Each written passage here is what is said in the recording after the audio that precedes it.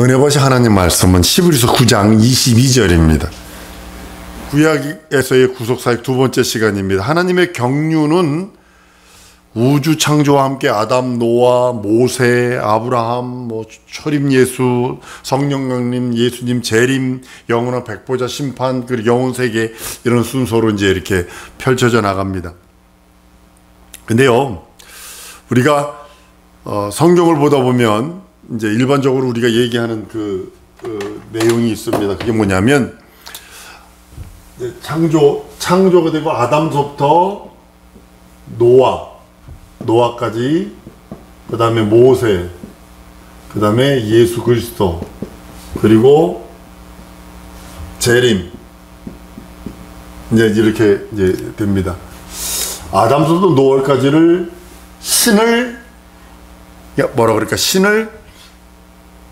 인식하는, 그래서 신각시대라고 그래요. 신각시대.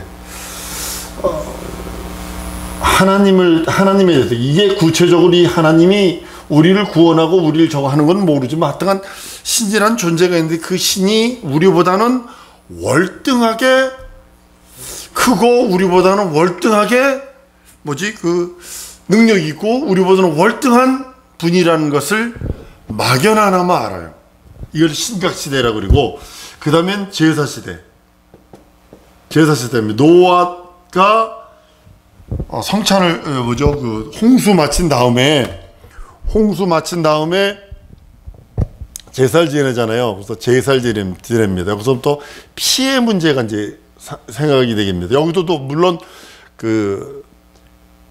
아벨이 양으로 피로 제사를 드립니다만 전부 다 피가 흐르고 있습니다만, 그 다음에 모세부터 예수 그리스도께서는 율법 시대입니다. 그리고 예수 그리스도부터 예수님 재림할 때까지가 은혜 시대요. 그리고 예수님 재림에서 백보자 전까지가 천년 시대, 천년 왕국, 이렇게 됩니다. 그리고 영원 시대입니다. 성경은 이렇게 돼 있습니다. 전부 다 성경이 어려운 것처럼 보이는데 이렇게 돼 있는 그런 모습을 봅니다. 근데 오늘은 이제 율법 시대까지만 이렇게 말씀을 보려고 합니다. 신각시대는 뭐냐면 하나님을 막연하게 신을 깨달아요. 전능자의 이름을 불러요. 그러니까 전능자의 이름이 각각 다 달라. 근데 이제 그게 신각시대입니다. 구원이나 구체적으로 하나님께서 인도하심을 바라고 신앙하는 것은 아니었던 것 같고요. 그저 눈에 보이지 않지만 사람보다 우월한 신이 있고 그 신이 생사화복을 주관한다는 단순한 믿음, 그런 믿음의 수준이었다라고 전 생각이 되어집니다. 예를 들면요, 구약시대 예언서 중에 하나인 요나서 같은 게 보면 요나가 도망가잖아요. 다윗으로 니느웨로 안 가고. 그러니까 풍랑이 막 일어나니까 그 배사공들이 얘기하는 게 있어요. 자기의 각각의 신을 부릅니다. 그러더니 요나에게, 뱀창에서 잠자고 있는 요나에게 뛰어내려와서 뭐라 그러냐면 이렇게 말합니다. 요나서 1장 1절에서 6절까지의 말씀입니다. 일어나서 내 하나님께 구하라. 혹시 하나님이 우리를 생각하사 망하지 않게 하시리라. 우리가 말하는 그런 하나님이 아니에요. 여기서 말하는 하나님, 그러면 우리가 말하는, 우리가 믿는 그런 하나님이 아니라 자기 자신이 믿고 있는 하나님이에요. 같은 하나님에 따라. 그래서 우리나라가 복받은 것이 뭐냐면, 하나님, 그래서 우리 기독교인이 만들었지, 우리는 하느님이 우리나라 전통적으로는 맞습니다. 하느님이, 한울림, 혹은 막연하게 그 신을 불렀지만 구체적으로 그 신의 이름이 무엇인지도 모르고 불렀던 그런 시대가 신각시대입니다. 하나님이 계시에 의해서 한 것이 아니고 막연하게 계실 것 같고, 또 종교성이 있어요. 절대자를 찾는, 그러니까 하나님의 형상의 모양으로 지음받았는데 그 형상의 모양이 죄로 말미암아 무너져 버렸기 때문에, 영혼이 죽었기 때문에, 그럼에도 불구하고 그 종교성이 있는 그런 모습입니다. 신각시대 사람들은 유일하게 하나님을 찾고 하나님을 만나려고 애쓰고 이런 자도 물론 있었겠지만, 그렇지 않고 보편적으로 그냥 그렇게 자기 하나님을 부르며 살았던 것 같아요. 물론 이제 하나님께서 계획한 이제 아담과 아담과 이브를 통해서 카인이 이제 도망가고 아벨은 죽어버리고 셋서부터 시작하는 그 모든 것들을 보게 됩니다. 하늘을 지으시고 거기에 유일하신 그 하나님, 우리가 믿고 있는 그 전능자 조물주의 하나님에 대한 믿음은 아니었던 것으로 보게 됩니다. 아담과 하와가 유일하신 하나님 창조주를 알았거든요. 그런데 아담과 하와가 자식을 낳고 그 아들 가인이라고 이름을 줬을 때 하나님의 은혜로 등남했다는 뜻이거든요. 가인이란 뜻이. 그러니까 전능하신 하나님을 찾았던 자도 있다는 거죠. 아담과 이브. 가인과 아벨은 하나님께 제사를 드렸는데 일반적인 상황은 아니거든요. 그 특별한 상황으로 하나님께 드리는 거거든요. 아벨이 죽고 나서 셋에게로 아담의 혈통이 계승되면서 인류는 하나님의 이름을 부르며 또 하나님을 알아가는 과정이 시작된 것이 신각시대입니다. 그때는 이제 뭐냐면 예를 들면 이거죠. 태양이 떠오르지는 않았지만 동이 트려고 할 적에 환해지는 그거 같은 거예요. 멀리서 그리스도 예수의 보혈을 보며 기뻐하는 그 정도의 신앙이라고 볼 수 있습니다. 인종적으로는 이제 네피림하고 섞여 살고 있는, 그렇게 섞여 살았던 걸 보게 됩니다. 제사 시대는 뭐냐면 노아부터 모세까지입니다. 제사 시대는 이때는 하나님을 섬기는 그 모든 신앙의 모습을 제사로 표현을 합니다. 신에게 제사를 드림으로써 신의 은총을 받을 수 있다. 신의 은총을 입을 수 있어. 그리고 신에 대해서 우리가 봉사를 해야 돼. 라고 하는 그런 생각으로 제사를 드립니다. 각자의 믿음대로 드렸어요. 이게 문제가 또 각자의 믿음대로 드렸다는 거죠. 사람마다 섬기는 하나님이 다 달라요. 신각시대보다는 나았지만 각자의 그 하나님, 섬기는 하나님, 자기 하나님께 제사를 드립니다. 어떤 사람은 하나님을 섬겼고 어떤 사람은 우상을 섬기게 되고, 그것이 이제 바벨탑으로 올라가게 되는 거잖아요. 하나님 홍수 이후에 처음으로 피에 대해 말씀을 합니다. 고기는 그 생명이 되는 피채 먹지 말 것이니라. 피를 먹지 말라고 성경은 창세기 9장에서 4절 5절에 말씀을 합니다. 동물이면 동물에서 그 피를 찾을 거고 사람이면 사람에게서 그 피를 찾겠다라고 말씀을 합니다. 생명을 찾겠다고 말씀을 합니다. 이때부터 사람은 피를 구별하기 시작을 했어요. 아브라함도 제사를 드릴 때 짐승의 피로 아들의 피로 드리려고 했었는데 하나님이 말리시고 수양을 준비케 하셔서 수양의 피로 제사를 드리게 합니다. 인류는 제사 시대에 와서 비로소 유일한 하나님, 유일신을 알게 됩니다. 근데 구세주나 구원에 대해서는 아직까지는 희미하게 아는 그런 단계입니다. 하나님께 빌면 복을 주신다는 건 알았어요. 기복신앙에 가까운 믿음, 그 믿음을 가졌던 것이죠. 여전히 범신론적인 그런 그런 것들이 많죠. 그래서 신각시대보다는 대단히 발전한 것들인데, 이 시대에 누가 나타나냐면 아브라함이 등장해서, 아브라함이 우리들이 신약시대 때 가지고 있던 그 믿음과 같은 그 정도의 수준의 믿음을 갖고 있습니다. 아브라함이 하나님을 섬기기 위해서 제사 지내고 경건하고, 하나님께서 우상 집에 있는 데라, 아버지 집 우상을 만드는 그 집에서 뽑아내셔서 가나안 땅으로 불러내시고 거기서 약속을 주세요. 그리고 천사를 알아봐요. 떡과 고기를 먹여요. 이것이 영안이거든요. 천사가 아무 눈에 보이나요? 경건하니까 보이는 거거든요. 하나님은 그 아들에 대한 약속을 허락을 하십니다. 이것이 계시요, 아브라함에게 준, 구약시대 아브라함에게 준 특별한 계시이기도 합니다. 이 시대에 살던 사람이 욥이에요. 아브라함 시대에 살던 사람이 욥이라고요. 그러니까 욥기서를 보면 거기 이제 여러 가지들이 나오는데, 그 창조과학계 그분들 보면 욥기서에 나오는 그 보면 용도, 공룡도 같이 있었다. 공룡의 꼬리로 나무를 치면 백향목이 흔들린다. 이런 장면이 나오거든요. 용은 아닌데, 근데 그걸 하마로 그럴 때, 하마 꼬리를 보셨지만, 하마 꼬리는 돼지 꼬리보다 적습니다. 돼지 꼬리, 우리 사람 손가락만 합니다. 그리고 또 그걸, 그놈들은 어떻게 하냐면, 자기 표시를 할 때 똥을 싸가지고 그 꼬리를 흔들어가지고 그 주위에다 다 이렇게 뿌리고 다녀요. 그 다음에 율법 시대입니다. 모세서부터 예수님 오실 때까지. 율법 시대는 뭐냐면 시내산에서 율법을 받는데요. 이 율법 시대는 뭐냐면 이스라엘이 양육받는 겁니다. 이스라엘이 양육을 받는데 하나님으로부터 특별하게 계명을 딱 줘서 그 계명 안에서만 훈련하세요. 하나님을 어떻게 섬겨야 하는지, 이웃은 어떻게 되어야 되는지 구체적으로 하나님께서 율법이 한 1000여 가지가 됩니다. 십계명은 10개뿐이 아닌데 이걸 해석을 한 것이 한 1000여 가지가 됩니다. 율법을 해석한 것이 900 몇십 가지가 돼요. 애굽에서 종살이 하던 이스라엘을 불러내시죠. 백성으로 삼았고 70명이 애굽에 내려갔는데 70명은요.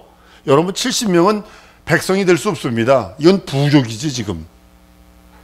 이 몽골 가니까 몽골에도 지금 이 형태가 있어요. 이 사람들은 양 키우면서 돌아다니잖아요. 풀 따라서. 그러니까 한 집, 게르라고 하는 그 집이 있어요. 동물 가죽으로 만든 그 집. 그 집에서 살고 그것이 한 부족이에요. 그게. 그리고 움직이는 거야. 양 따라. 70명이 백성이 되려면요. 이게 안 돼요. 여기서 430년 동안 애굽이라는 곳에서 그 당시 최고의 학문, 그 당시 최고의 문명, 거기서 양육을 받죠. 아주 전문적으로 양육을 받죠. 그리고 애굽에서 딱 나오는 순간 애굽은요 뭐가 됐냐면 이스라엘이 떠나는 순간 애굽은 제3세계로 변해버려요. 지금까지 제3세계입니다.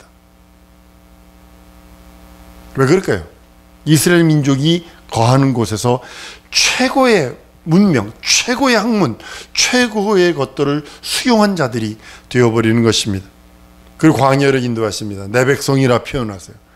근데 내 백성이라 하기 전에 양의 피로 문설주와 문인방에 발라서 거기도 피를 보면 넘어가겠다. 피를 보면 애굽에 내리는 장자를 멸하는 그런 재앙에서 넘어가겠다라고 성경은 선언하고 있습니다. 이스라엘은 핏부림으로만 핏부림으로 거룩하다진다는 계시를 받습니다. 그래서 그것이 그들의 믿음이 돼요. 그래서 늘 예수 오실 때까지 양 잡고 염소 잡고 송아지 잡고 계속 그런 모습을 합니다. 율법은 신앙 양심이거든요. 신앙 양심은 십계명 자체가 신앙 양심이에요. 성도가 근데 많은 사람들이 십계명 예수님이 완성하셨으니까 이 십계명 필요 없다 그래, 율법이 필요 없다 그러는데 그 아주 위험한 사상입니다. 왜냐하면 율법을 포기하는 순간 윤리도덕이 깨져버려요. 윤리도덕이 깨져버려요. 아주 이게 아주 율법 자체가 뭘로 만들어졌냐면 그 윤리도덕으로 만들어졌거든요. 다 데코레이션 된 게 보여지게 이렇게 된 것들이 전부 다 윤리도덕적인 그런 모습이거든요. 그걸 포기해버리니까 아주 대단히 지저분해지고 대단히 이상해지는 그런 모습을 보게 됩니다. 1계명서부터 4계명까지가 하나님께 대해서, 5계명서부터 10계명까지가 이웃, 그리고 5계명이 부모에 대한 거거든요. 내 부모를 공경하라는 거거든요. 여러분들 이 말씀 잘 들어보세요. 세상법에도 10계명 같은 거 있는 거 여러분 아세요? 세상법에도 부모 공경하는 거 있어요. 세상법에도 악을 행하지 않는 거 있어요. 그런데 우리는 한번 따라합니다. 세상법에 의하여 순종하는 것이 아니라 하나님의 명령에 의하여 순종하는 것이다. 달라요. 일반 양심에도 부모 공경하고 악을 행하지 않는 게 있어요. 그런데 우리는 어디에서 순종하는 거냐면 하나님의 계시된 말씀에 내 부모를 공경하라 했기에 공경하는 거고, 악을 행치 말라 하는 거기 때문에 악을 행치 않는 것뿐이에요. 이게 다른 거예요. 일반 양심에 의해서 내가 순종하고 복종하는 것이 아니라 하나님의 계시에 의해서. 진정한 믿음은 뭐냐면 계시의 말씀에 순종하며 지킬 때 그것이 신앙이 되는 겁니다. 이스라엘은요, 애굽에 있을 때까지 일반 양심으로 살았어요. 조상이 하나님 불렀다고요. 아브라함의 하나님, 이삭의 하나님, 야곱의 하나님을 불렀다고요. 조상의 하나님 불렀다고요. 출애굽한 다음에 시내 산에서 비로소 야훼, 여호와라고 하는 하나님의 이름을 받는다고요. 그래서 그때부터 이름을 섬기는 민족이 됐어요. 하나님의 이름을 알고 하나님의 이름을 섬기는 부족이 됐다고요. 신앙의 양심이 율법이 돼서 그 양심으로, 그 신앙으로 하나님을 섬기고 하나님을 섬기는 계시의 신앙, 신앙의 믿음이 되어서, 신앙의 양심이 되어서 살아가는 겁니다. 이스라엘 민족은 임의대로 하나님을 섬긴다면 그것이 불신앙이요, 불순종이요, 타락입니다. 그 중에 하나가 사울왕입니다. 사울왕은 임의로, 사울왕이 망한 게 뭐냐면 임의로 하나님을 섬겼고, 임의로 자기가 제사를 드려버렸고, 임의로 양들을 멸해라, 아말렉을 멸해라 했을 때 내가 이 양들은요, 이 소들은요, 내가 하나님께 제사 드리려고, 보기는 좋지만 명령에 거역했을 때, 임의로 모든 걸 했을 때 하나님은 불신앙으로 인정하시는 거예요. 우리도 동일하게 하나님의 말씀을 떠나서 임의로 모든 것 해버리면 사울왕과 같은 그런 짝이 난다는 겁니다. 율법이 있기 전에도 죄가 있었어요. 율법이 있기 전에 미움 없었나요? 율법이 있기 전에 살인 없었나요? 율법이 있기 전에도 이상한 짓 하는 사람들 없었나요? 근데 율법이 딱 들어오니까 이제는 율법으로 말미암아 죄가 드러나기 시작을 했어요. 이제는 계명, 하나님에 의해서 죄가 명백하게 드러나는 그런 상황이 이루어졌다고 성경은 말씀을 합니다.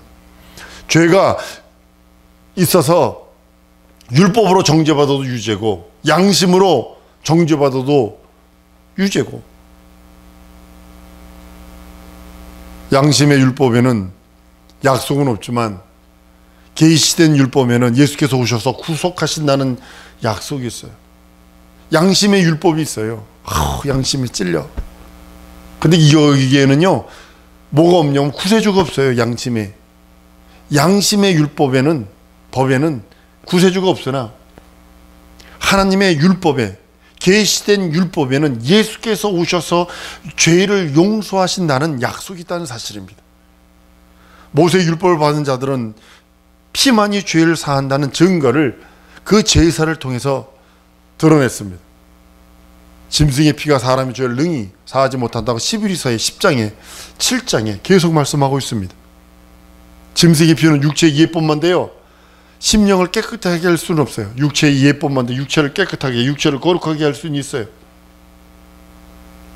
짐승의 피의 효력은 없고 피로서 제사한 자의 믿음만 있는 거예요. 구약시대 사람들을, 예수 그리스도 이전의 사람들은 뭐냐면 예수 그리스도의 피의 효력은 없어요. 피의 효력을 보려면 뭐냐면 짐승의 피의 효력은 없으나 짐승으로 제사 드린 그 믿음, 예수께서 오셔서 우리의 믿음, 이 피로서 우리의 믿음을 완성한다는 그 믿음만 살아있어서 그 믿음을 품고 죽었다고 성경은 말씀하고 있습니다. 피의 증거와 예수의 피의 약속, 이것이 이제 은혜 시대 때 예수께서 자기 몸을 찢고 피 흘리셔서 우리에게 주신 은혜와 은총입니다. 인류가 가진 믿음이 다양해요. 인도만 가보세요. 각각 사람들이 섬기는 하나님이 틀려요. 우상인데도 각각 사람들이 믿는 하나님이 틀려요. 자기들이 믿는 하나님이 틀려요. 그것이 믿음이 아니라 하나님은 피 뿌림을 믿음으로 인정하셨어요. 한번 따라 하십니다. 하나님은 피 뿌림을 믿음으로 인정하셨다. 다시 한번, 하나님은 피 뿌림을 믿음으로 정하셨다. 믿음으로 정하셨어요. 예수의 피 뿌리심을. 다른 걸 믿음으로 정하신 것이 아니라. 신약시대의 아벨은 그의 행위로서 의로워질 뿐 아니라 언젠가는 누군지는 모르지만 희미하게 여기서 해가 떠오르는데 그 해 떠오르기 전에 그것을 미리 영감으로 미리 보는 거예요. 보고서 그리스도께서 피 흘리실 것에 대한 믿음을 희미하게 보고 제사 드린 거예요. 세세 후예들은 아벨의 제사가 하나님께 연락된 것을 보고서 피에 대한 믿음을 증거로 삼는 거예요. 그 후손들은. 근데 피를 먹는 데는 꺼리낌이 없었어요. 그런데 노아 홍수 이후에는 고기는 그 생명이 피 되는 피채 먹지 마라. 그래서 피를 먹지 말라고 명령이 내려집니다. 이때부터 피에 대한 증거를 보게 되는 겁니다. 아브람 모리아 산에서 하나님이 예비하신 양을 그 피로써 하나님께 제사를 드립니다. 하나님이 연락하신 것이 그 피에 대한 약속입니다. 피의 증거를 받았으나 구체적인 약속은 받지 못하고 그 믿음만 짐승의 피에는 아무런 효력이 없습니다. 육체의 예쁨만이니까. 그러니까 그 믿음, 누군가가 예수 그리스도께서 오셔서 우리의 믿음, 우리가 예수 그리스도의 피 아니면 안 된다는 것, 그것에 대한 희미한 그 예표를 가지고 그들이 가지고 있던 그 믿음만 인치시는 겁니다. 짐승을 잡아 피 뿌림으로써 예수 그리스도에 대한 예표만 가졌을 뿐 죄사함에 대한 것은 아니었었어요. 구약시대 사람들은요. 만약에 짐승의 표가 죄를 사한다면 예수 오셔서 죽을 필요 없죠.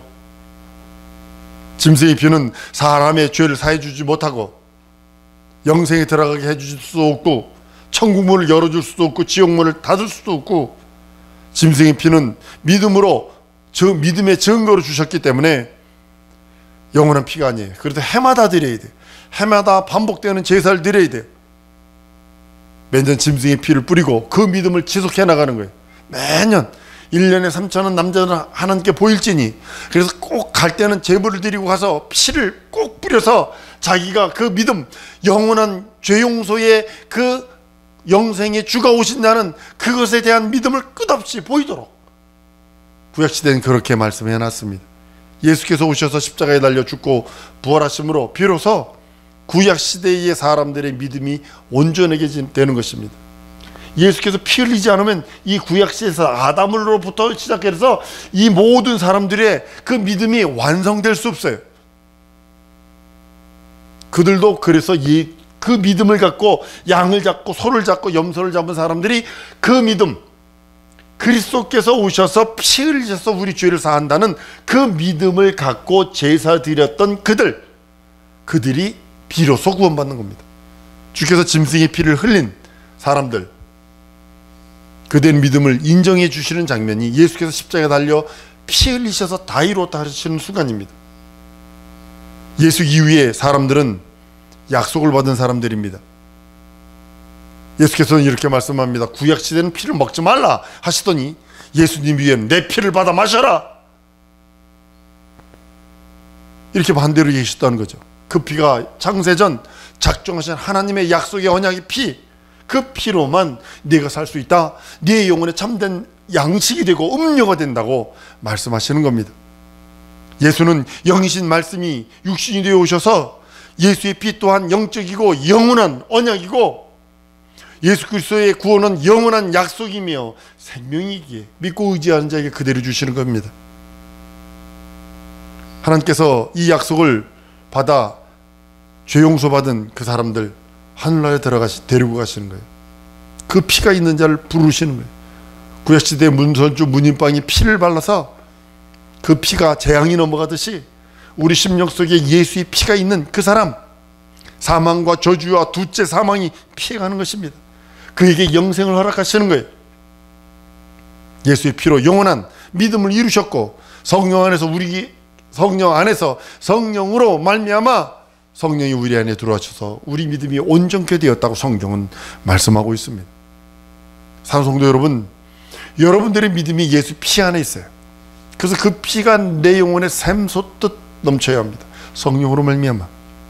우리는 막연한 믿음 갖고 있는 거 아닙니다. 실제적인 그 예수, 실상이신 그분, 내 영혼에 오셔서 나를 위해 살찌고, 내 영혼에 오셔서 내게 말씀하시고, 내 영혼에 오셔서 내게 구원을 베푸시는 그 이름, 그 이름으로 충만하라고 성령은 말씀하고 있습니다. 사랑성도 여러분, 이 시간에 기도하십시다. 예수의 보혈을 믿사오니 내 영혼에 예수의 피의 생명의 능력이, 하나님의 영생의 능력이, 속죄의 능력이, 진정으로 예수 피 안에 있는 그 모든 하나님의 의가 내 영혼에 이루어질 수 있게 해달라고 다 같이 통성으로 기도하십니다.